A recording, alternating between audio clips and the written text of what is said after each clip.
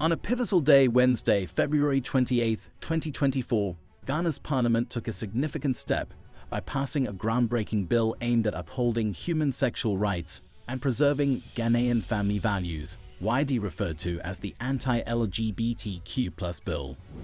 The bill that has sparked much debate is teetering on the edge of becoming a part of Ghana's legal framework, awaiting only President Akufo-Addo's approval. Its journey through Parliament has been marked by an outpouring of support from within borders of Ghana and echoes of approval from across Africa, showcasing the continent's strong adherence to traditional values and beliefs. However, this legislative move has not gone unnoticed on the world stage, where it has stirred a pot of controversy. Advocacy groups and high-ranking officials in the United States have voiced their disapproval, seeing it as a regression in the global fight for human rights. They have extended a plea to Ghana's leaders, urging them to pause and reflect on the implications of this decision. In the midst of this international conversation, MP Sam George stands out as a steadfast champion of the bill, unwavering in his conviction. He has boldly declared Ghana's position, stressing the nation's autonomy and signaling a clear message: Ghana will not be swayed by external pressures or opinions.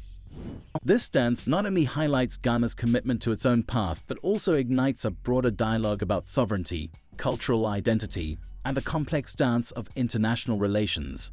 As we delve into today's discussion, don't forget to subscribe to our channel and hit the bell icon to stay updated on our latest videos, where we bring you stories that matter.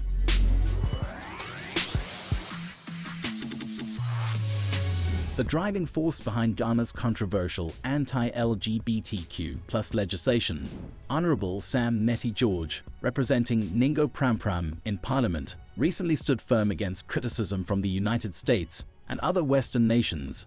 During an engaging interview on News Central TV, a Nigeria-based channel, the discussion turned to comments from U.S. State Department spokesman Matthew Miller, who expressed America's concerns about the bill.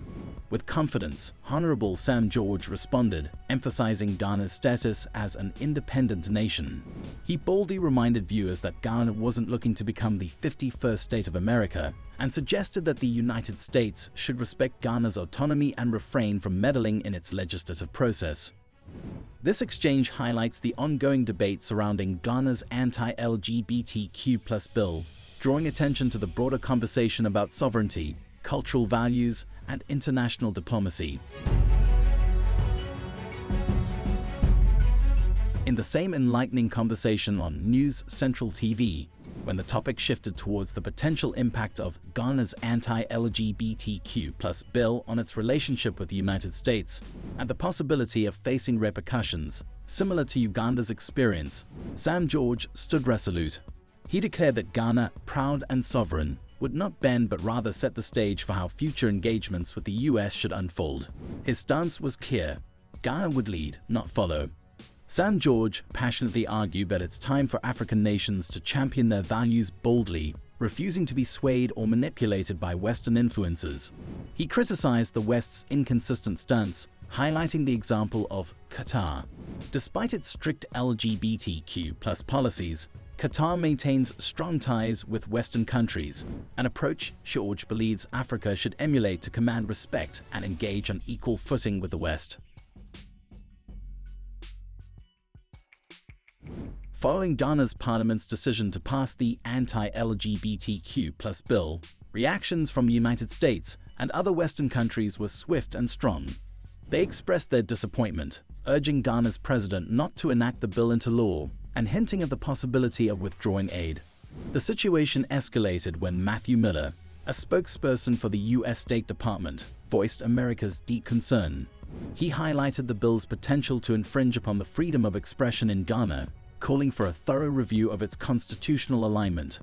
The very next day, Miller raised the stakes by suggesting that the U.S. might cut foreign aid to Ghana should the bill become law, criminalizing LGBTQ+ identities. U.S. Ambassador to Ghana, Virginia Palmer, has raised her voice in concern over the potential repercussions of the proposed bill. In a heartfelt tweet, she highlighted the negative impact it might have on Ghana's reputation on the world stage and its economic well-being. She underscored the bill's threat to not just the LGBTQ+ community, but to the fundamental freedoms of speech, assembly, and the press, rights that form the cornerstone of Ghanaian society. Expressing her disappointment, Palmer shared, "I'm disheartened to see such a move, as some of the most inspiring, innovative, and genuinely good people I have encountered belong to the LGBTQ+ community. This legislation goes beyond infringing on their rights. It constricts the liberties of all Ghanaians, potentially disrupting public order and the overall health of society." Her message sends a powerful reminder of the interconnectedness of human rights and the broader implications of this bill on the fabric of Ghanaian democracy and societal health. As this conversation unfolds, it invites us to reflect on the values that bind communities together and the importance of protecting the rights and freedoms that enable societies to thrive.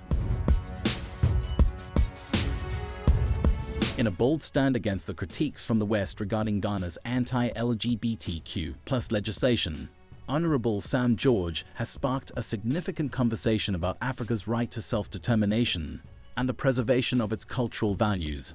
His firm declaration that Ghana operates as a sovereign nation, rather than a subsidiary of the United States, shines a spotlight on the need for global respect towards African choices, even in the face of divisive topics like LGBTQ+ rights. Sam George, with keen insight, calls attention to the inconsistent approach often seen in how Western countries interact with Middle Eastern nations over similar controversies. He passionately advocates for Africa to carve out its own destiny, emphasizing the importance of self-reliance and development over dependence on Western aid. According to George, this shift would not only reduce the West's sway over African politics, but also foster a relationship based on equality and mutual respect. His powerful message serves as a beacon for Africa to stand tall and unwavering in its values, urging the continent to embrace its unique heritage while stepping confidently onto the global stage. This moment, as George envisions, is not just about defending cultural identity. It's about affirming Africa's role as a dynamic and influential force internationally. This call to action resonates as a pivotal chapter in Africa's story, urging its people and leaders to protect their legacy from foreign pressures and to assert their sovereignty. It's a reminder of the power of unity and the strength found in staying true to one's principles, setting the stage for Africa's rise as an empowered and independent voice in the world. Your opinion counts. What's your take on Honorable Sam George's stance? Let's get the conversation going in the comments section. Don't miss out on the latest in global affairs and diplomatic discussions. Subscribe to our channel. Stay in the loop, stay connected. Thanks for tuning in, and we're excited to share more thought-provoking content with you soon.